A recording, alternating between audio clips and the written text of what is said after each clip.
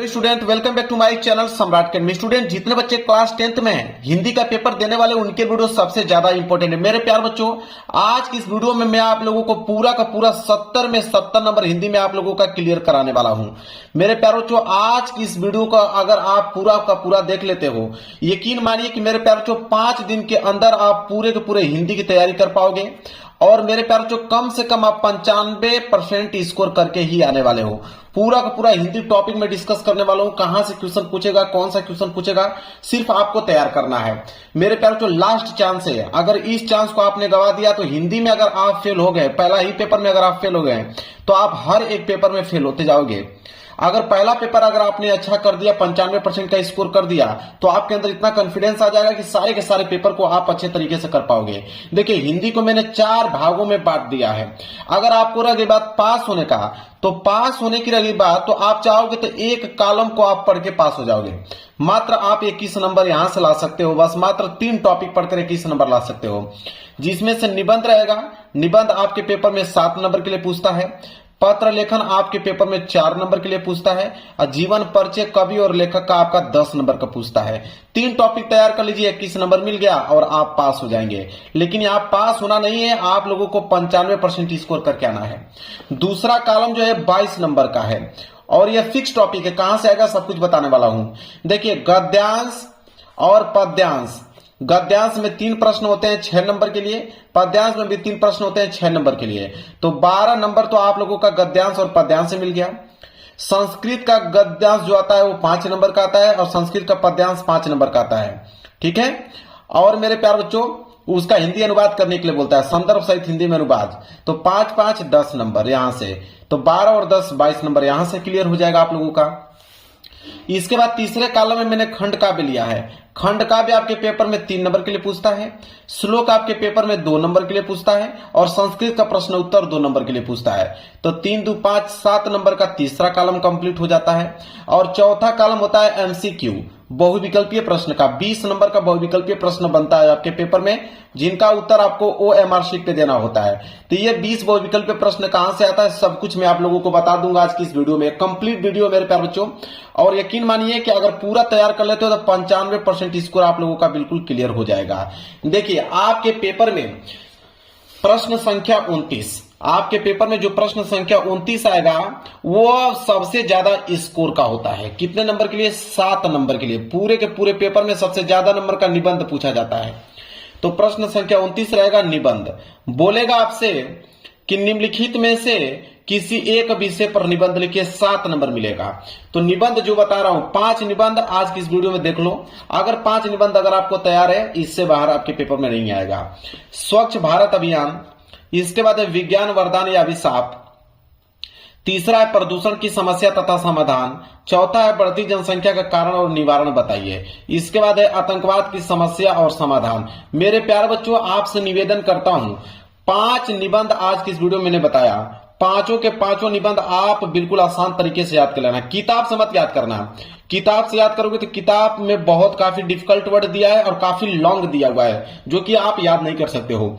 आप YouTube channel पे चले जाइए, वहां पे मारिए स्वच्छ भारत अभियान पर निबंध, बिल्कुल आसान भाषा में, तो आपका निबंध आ जाएगा बिल्कुल आसान भाषा में। उसको लिखकर याद कर लो। इसी तरह विज्ञान और वरदान या अभिशाप पर, इसी तरह प्रदूषण की समस्या तथा समाधान पर, इसी तरह पांचों के पांचों निबंध सर्च कर उसकर एक छोटी सी कॉपी में उसका शॉर्ट नोट्स बना लो मेरे प्यारों, जो आसान शब्दों में, ताकि आपको याद हो पाए। यहां से 7 नंबर बिल्कुल पक्का हो जाएगा। 5 अगर तैयार है तो 1 जरूर से जरूर इसमें आ जाएगा, इस बात को यकीन मानिए आप लोग। इसके बाद आपके पेपर में आएगा प्रश्न संख्या 30वां। प्रश्न संख्या 30वां रहेगा पत्र लेखन। पत्र लेखन में बोलेगा कि निम्नलिखित में से किसी एक विषय पर पत्र लिखे, और यह पत्र जो होगा 4 नंबर के लिए पूछा जाएगा। देखिए, आपके पेपर में 3 प्रकार के पत्र पूछे जाते हैं। एक तो आता है नियुक्ति आवेदन पत्र। तो नियुक्ति आवेदन पत्र आप YouTube पे सर्च कर लीजिएगा कि नियुक्ति आवेदन पत्र कैसे लिखते हैं। तो अगर एक तरीका अगर आपको मालूम चल जाएगा, नियुक्ति आवेदन पत्र का, तो उस पर जितने प्रकार के नियुक्ति आवेदन पत्र पूछेगा उसको आप आसान भाषा में लिख पाओगे, एक अगर आपने सीख लिया। दूसरा आता है कि बैंक से किसी व्यवसाय के लिए ऋण प्राप्त करने का आवेदन पत्र। तो किसी भी व्यवसाय के लिए, चाहे वो मछली पालन हो, चाहे वो मुर्गा पालन हो, ठीक है, चाहे और भी अन्य खेती के लिए, व्यवसाय के लिए अगर आप बैंक से ऋण लेना चाहते हो तो उसका आवेदन पत्र कैसे लिखोगे। तो अगर एक आपको लिखना आ जाएगा तो उस पर किसी भी प्रकार का कंडीशन देके पूछेगा, आप उसको लिख पाओगे। और तीसरा आता है कि अपने नगर या गांव की सफाई हेतु संबंधित अधिकारी को प्रार्थना पत्र लिखे। 3 ही प्रकार के पत्र लिखन आते हैं। यूट्यूब पे सर्च कर करके ये तीनों टॉपिक को मेरे प्यारे बच्चों आप लिखना सीख लीजिए। 4 नंबर आप लोगों का बिल्कुल क्लियर हो जाएगा। पत्र लेखन भी मैंने आप लोगों को बता दिया, फिक्स बता दिया कि कौन कौन से आने वाले हैं, ठीक है, बस आपको तैयार करने की जरूरत है। इसके बाद आता है प्रश्न संख्या 26। प्रश्न संख्या 26 का वो आता है जीवन परिचय लेखक का। 5 नंबर के लिए जीवन परिचय होता है, तो 3 नंबर तो जीवन परिचय पे मिलते हैं और 2 नंबर मिल जाते हैं आपके रचनाएं पे। तो रचनाएं बहुत इंपॉर्टेंट है, याद रखिए, बिना रचनाएं के 2 नंबर नहीं मिलेगा, तो रचनाएं आपको लिखना कंपलसरी है। मैं आप लोगों को 3 जीवन परिचय बताता हूं लेखक का। एक है डॉक्टर राजेंद्र प्रसाद, एक है जयशंकर प्रसाद, एक है आचार्य रामचंद्र शुक्ल। अगर 3 लोगों का याद कर लेते हो तो एक लोग का जरूर से जरूर उसमें पूछा जाएगा और उन्हीं का जीवन परिचय लिखकर 5 नंबर ला दीजिएगा। क्लियर है। इसके बाद आता है 26 का ख। 26 का ख रहेगा जीवन परिचय कवि का। तो कवि का जीवन परिचय भी 5 नंबर के लिए पूछा जाता है। इसमें भी यही रेशियो चलता है, 3 नंबर जीवन परिचय में मिलता है, 2 नंबर रचनाएं पे मिलता है। तो 3 में बता देता हूं, एक गोस्वामी तुलसीदास का, एक सुमित्रानंद पंत जी का और एक महाकवि सूरदास जी का। 3 लोगों का अगर जीवन परिचय मेरे प्यार जो तैयार है तो इन्हीं तीनों में से कोई एक आपको करने के लिए देगा और आप आसान भाषा में कर पाओगे, 5 नंबर ले पाओगे। इसके बाद आएगा प्रश्न उत्तर संख्या 21 महत्वपूर्ण गद्यांश। देखिए गद्यांश मैंने बताया 2 गद्यांश रहता है, एक क वाला रहता है और एक अथवा करके ख वाला रहता है। दोनों में से कोई एक ही गद्यांश करना होता है, 6 नंबर आपको मिलेगा। या तो आप क वाला कीजिए या तो आप ख वाला कीजिए।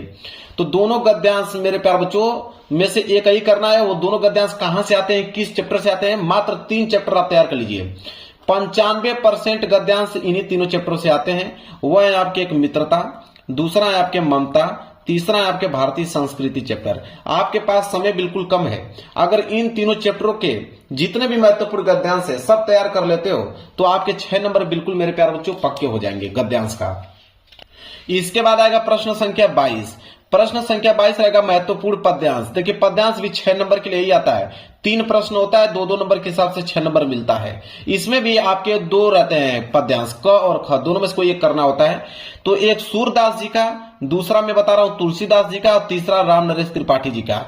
3 लोगों के जितने महत्वपूर्ण पद्यांश है सारे के सारे आपको याद होने चाहिए, तब जाकर आप लोगों के 6 नंबर मिल जाएंगे। आपके पास जितना टाइम बचा हुआ है इन्हीं तीनों लोगों के आप महत्वपूर्ण पद्यांश तैयार करना चालू कर दीजिए। इसके बाद आता है प्रश्न संख्या 23। प्रश्न संख्या 23 है संस्कृत का गद्यांश और पद्यांश। संस्कृत का जो गद्यांश है 5 नंबर के लिए आता है संदर्भ सहित हिंदी में अनुवाद करने के लिए, और संस्कृत का पद्यांश भी आता है 5 नंबर के लिए संदर्भ सहित हिंदी में अनुवाद करने के लिए। 3 नंबर हिंदी अनुवाद पे मिलता है, 2 नंबर इसके संदर्भ में मिलता है, याद रखिएगा। तो 2 चैप्टर बताता हूं, वाराणसी चैप्टर और एक भारतीय संस्कृति चैप्टर। देखिए वाराणसी चैप्टर के संस्कृत के गद्यांश भी पूछा जाता है और वाराणसी चैप्टर के ही संस्कृत का पद्यांश भी पूछा जाता है। इसी तरह भारतीय संस्कृति चैप्टर का गद्यांश और भारतीय संस्कृति चैप्टर का पद्यांश दोनों आते हैं। तो अगर 2 चैप्टर अगर क्लियर हो जा रहा है अच्छे तरीके से तो 10 नंबर आप लोगों का बिल्कुल यहां से क्लियर हो जाएगा, इस बात को ध्यान में रखिएगा। इसके बाद आएगा प्रश्न संख्या 25। प्रश्न संख्या 25 है कि अपने पठित खंड काव्य के आधार पर निम्नलिखित प्रश्नों में से किसी एक का उत्तर दीजिए। खंड काव्य मेरे प्यारों जो जिला वाइज जाता है, जो आपके जिला में पूछा जाएगा वही खंड काव्य आपको करना होगा। कोई दूसरा करोगे तो 1 नंबर नहीं मिलेगा। 3 नंबर के लिए खंड काव्य पूछा जाता है। तो इसी वीडियो में आप कमेंट कर दीजिए अपने जिले का नाम, मैं आपको रिप्लाई करके बता दूंगा कि आपके जिले में कौन सा खंड काव्य पूछा जाएगा। अन्यथा आपको क्वेश्चन बैंक में किताब में मिल जाएगा। वैसे खंड काव्य बहुत सारे हैं, मुक्ति दूत है, ज्योति जवाहर है, यहाँ पे देखिए मेवाड़ मुकुट है, और मैं दिखाता हूं बहुत है। मेवाड़ मुकुट के बाद आ जाएगा आपका अग्र पूजा, अग्र पूजा के बाद जय सुभाष आ जाएगा। इसके बाद आ जाएगा मातृभूमि, मातृभूमि के बाद आ जाएगा कर्ण, कर्ण के बाद आ जाएगा करमवीर, करमवीर के बाद आ जाएगा तुमुल। इतने सारे खंड काव्य हैं, लेकिन आपको वही करना होगा जो आपके डिस्ट्रिक्ट में पूछा जाता है, आपके जिले में पूछा जाता है। इसके बाद आएगा प्रश्न संख्या 27। प्रश्न संख्या 27 मेरे प्यारों जो श्लोक रहेगा, ठीक है। तो 2 श्लोक बता देता हूं, 2 श्लोक अगर आपको याद रहेंगे तो 2 नंबर आपके क्लियर हो जाएगा।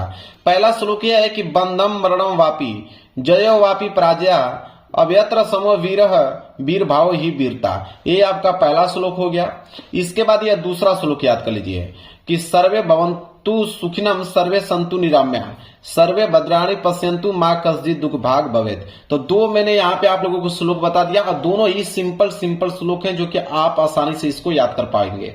याद कर लीजिए, 2 नंबर यहां से आपके क्लियर हो जाएंगे। इसके बाद आता है मेन चीज कि बहुविकल्पीय प्रश्न, 20 नंबर का बहुविकल्पीय प्रश्न। मेरे प्यारे बच्चों, मेरे यूट्यूब चैनल पे आप प्लेलिस्ट में जाके देख लीजिए, मैंने 100 बहुविकल्पीय प्रश्न बताया है। अगर 100 बहुविकल्पीय प्रश्न अगर आप तैयार कर लेते हो तो 20 में 20 स्कोर करके आने वाले हो। अन्यथा मैं आपको बता देता हूं कि ये 20 के 20 बहुविकल्पीय प्रश्न कहां से बनते हैं। ठीक है, देखिए पहला आता है हिंदी गद्य से और दूसरा आता है हिंदी पद से। हिंदी गद्य से मेरे प्यार जो 5 नंबर के बहुविकल्पीय प्रश्न बनते हैं और हिंदी पद से 5 नंबर के बहुविकल्पीय प्रश्न बनते हैं। 10 नंबर का बहुविकल्पीय प्रश्न तो हिंदी गद्य और हिंदी पद से बनते हैं। कौन कौन से टॉपिक तैयार करना होगा? हिंदी गद्य में शुक्ल युग और शुक्लयुत्तर युग के सारे आपको टॉपिक तैयार होने चाहिए और हिंदी पद में रीतिकाल और आधुनिक काल के सारे टॉपिक आपको तैयार होने चाहिए, जाके आपका 10 नंबर क्लियर हो जाएगा। इसके बाद तीसरा टॉपिक आता है रस छंद अलंकार। देखिए रस में आपको करुण रस या हास्य रस एक पूछेगा जरूर, उसका उदाहरण देके पूछता है कि किस रस का उदाहरण है। और अलंकार में या तो आपसे अर्थालंकार पूछ ले, या तो आपसे उपमा अलंकार पूछ ले, या तो रूपक अलंकार या तो उत्प्रेक्षा अलंकार को उदाहरण पूछकर यहाँ पे 1 नंबर का प्रश्न बनेगा और छंद से 1 नंबर का प्रश्न बनेगा। मतलब तीनों टॉपिक से 1-1 नंबर के प्रश्न बनेंगे। 3 नंबर से यहां से टॉपिक से प्रश्न बनते हैं बहुविकल्पीय का। चौथा आता है हिंदी व्याकरण में। हिंदी व्याकरण में देखिए उपसर्ग से 1 नंबर का प्रश्न बनेगा। या तो अ का पूछ लेता है, या तो अन्न का, या तो अधि का, या तो अप का, या तो स का, या तो निर का, या तो अभि का, या तो परि का, या तो सु का। यहां से 1 नंबर के आपके उपसर्ग पूछेंगे। समास की अगर हम बात करें तो या तो द्वंद्व समास, या तो द्विगु समास, या तो कर्मधारय समास, या तो बहुव्रीहि समास। यहां से 1 नंबर के प्रश्न बनेंगे। और या तो आपसे तद्भव पूछ ले, या तो आपसे तत्सम पूछ ले, या तो परवाची शब्द पूछ ले। इन तीनों टॉपिकों में से कोई एक ही पूछेगा 1 नंबर के लिए। या तो आपसे तद्भव दे दे, या तो आपसे तत्सम पूछ ले, या तो परवाची पूछ ले। तो 3 नंबर यहां से आपके क्लियर हो जाएंगे। इसके बाद आता है संस्कृत का व्याकरण। संस्कृत के व्याकरण में आपको सर्वनाम पूछता है, एक तद शब्द का, एक युष्मत शब्द का। तो दोनों शब्द के सर्वनाम आपको याद होने चाहिए। फिर वाक्य के स्वरूप से 1 नंबर के प्रश्न पूछते हैं कि सरल वाक्य है कि मिश्रित वाक्य है। वहां से 1 नंबर के प्रश्न आपके पेपर में बनता है बहुविकल्पीय में। इसके बाद मेरे प्यारे बच्चों आता है 7वां टॉपिक वाच्य। वाच्य से प्रयोग और वाच्य परिवर्तन पूछता है, कृतवाच्य है कि कर्मवाच्य है, वहां से प्रश्न बनते हैं। और 8वां है कि पद परिचय से पूछता है कि विकारी पद है या अविकारी शब्द है। ठीक है, 1 नंबर के लिए। तो 20 बहुविकल्पीय प्रश्न यहां से बनते हैं मेरे प्यारे बच्चों। तो मैंने आप लोगों को पूरा का पूरा टॉपिक बता दिया। 70 में 70 नंबर का 4 कॉलम में मैंने बटा हुआ था। चारों कॉलम को मैंने डिटेल में आपको समझा दिया। अगर इतना टॉपिक मेरे प्यारे बच्चों आप आराम से 5 या 10 दिन में तैयार कर लोगे, क्योंकि मैं फिक्स टॉपिक आपको बता दिया हूं और इसके बाहर एक भी टॉपिक नहीं पूछा जाएगा। बस आपको याद करने की जरूरत है और 95% ला दोगे। वीडियो पसंद आई हो तो वीडियो को लाइक कर देना, चैनल पर नए हो तो चैनल को जरूर सब्सक्राइब कर लेना। मिलेंगे एक प्यारे से नेक्स्ट वीडियो में, तब तक के लिए धन्यवाद।